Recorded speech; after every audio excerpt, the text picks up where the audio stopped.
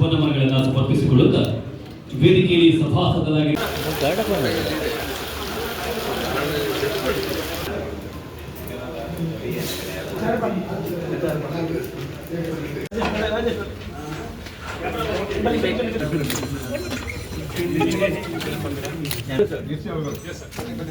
Yes. Yes. Yeah. Thank you. Thank you.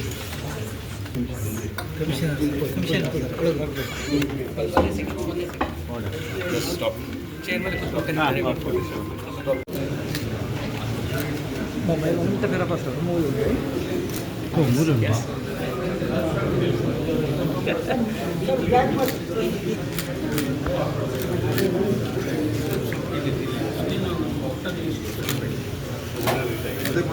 Okay, sir. Thank you. Okay, sir.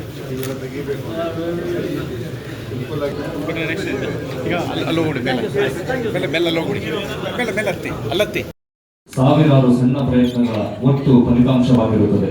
ಅಂತಹ ಪ್ರಯತ್ನದ ಫಲವೇ ಈ ಘಟಕದ ರಚನೆಯ ಧ್ಯೇಯ ಉದ್ದೇಶಗಳನ್ನು ಸುಸಜ್ಜಿತ ವಸತಿಗೃಹಗಳನ್ನು ಒದಗಿಸುವಲ್ಲಿ ವಿಶೇಷ ಶ್ರಮ ವಹಿಸಿರುವ ಈ ದಿನದ ಕಾರ್ಯಕ್ರಮಕ್ಕೆ ಉದ್ಘಾಟನೆ ತಂದರು. ಅದಾದ ಮೇಲೆ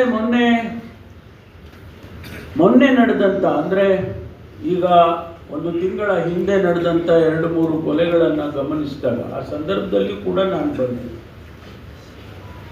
ಆಗ ನನಗನ್ನಿಸ್ತು, ಇಲ್ಲ ಇದಕ್ಕೆ ಒಂದು ಬೇರೆಯೇ ಮಾಡಬೇಕಾಗ್ತದೆ, ಒಂದು ವಿಶೇಷ ಪಡೆಯನ್ನೇ ರಚನೆ ಮಾಡಬೇಕಾಗ್ತದೆ. ಇದಕ್ಕೆ ಸಾಮಾನ್ಯವಾಗಿ ಸಣ್ಣ ಪುಟ್ಟ ಮಾತುಗಳಿಂದ ಅಥವಾ ಆ್ಯಕ್ಷನ್ಗಳಿಂದ ಇದು ನಿಲ್ಲೋದಿಲ್ಲ. ಇದಕ್ಕೆ ಬಹಳ ಒಂದು ಕಠಿಣವಾದಂಥ ತೀರ್ಮಾನ ತಗೋಬೇಕು, ಕಠಿಣವಾದಂಥ ಪ್ರಕ್ರಿಯೆ ಇದಕ್ಕೆ ಆಗಬೇಕು ಅಂತ ಹೇಳಿ ನನಗನ್ನಿಸ್ತು.